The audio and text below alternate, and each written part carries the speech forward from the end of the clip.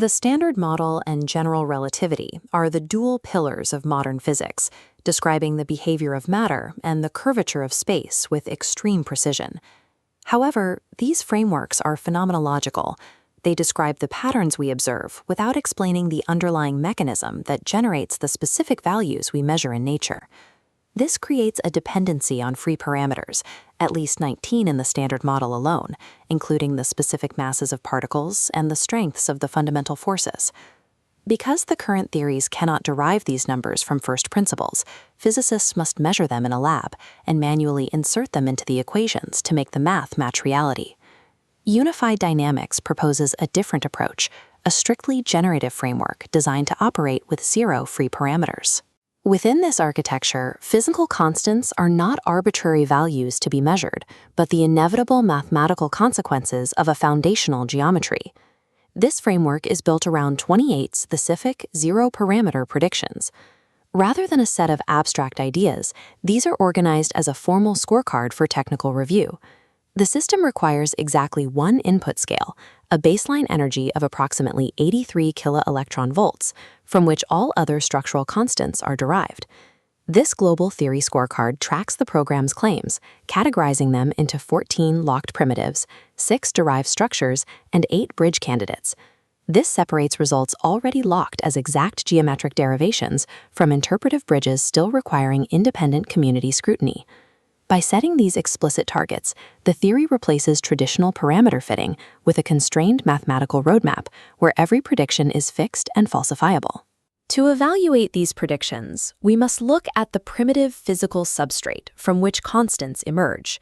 Unified dynamics begins with the act of mathematical distinction, separating this from that, to define a discrete relational network. This is a K4 tetrahedron, the minimal structure required to close a three-dimensional volume. In this framework, an iterated function system recursively subdivides the shape to create a fractal lattice. Because the tetrahedron is the unique self-dual minimal closure, it serves as the foundational packet for all transport. The symmetry of this geometry defines the available transport directions, yielding a finite state space dimension, n, of 192. As these tetrahedra tile together, their internal angles create a specific geometric gap, an overlap deficit calculated as exactly 7.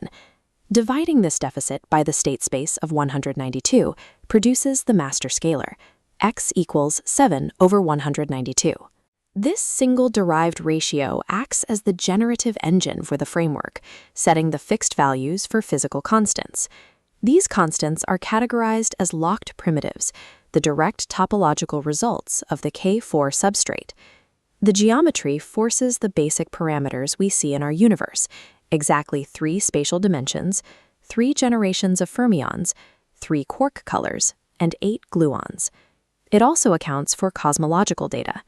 The spectral index of the cosmic microwave background is derived as 185 over 192, matching the Planck satellite's observations to within 0.14%.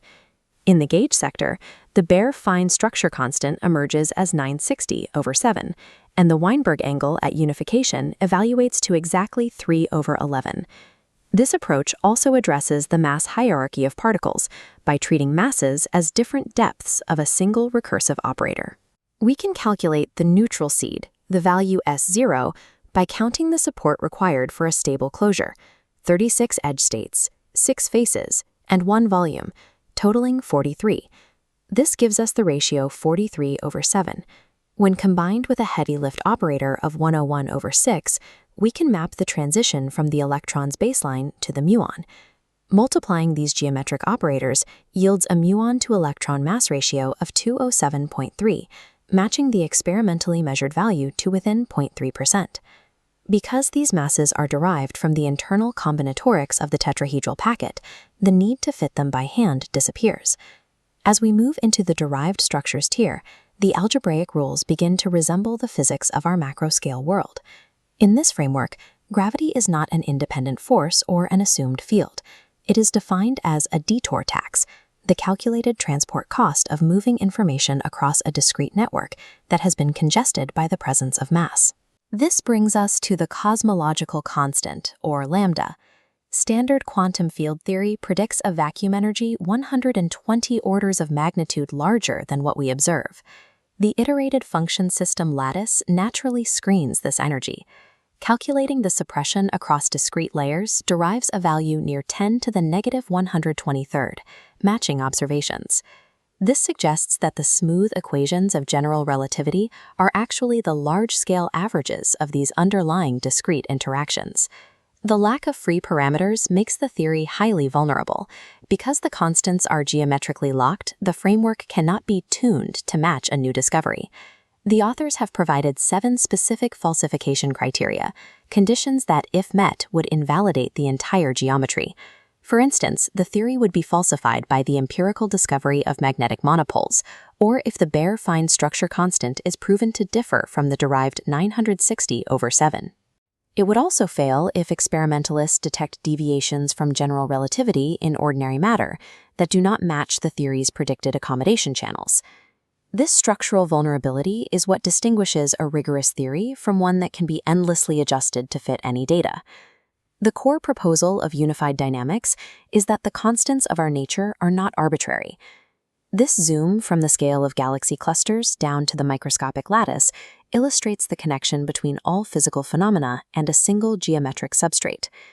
In this framework, the physical universe is the inevitable geometric fixed point of pure mathematical recursion.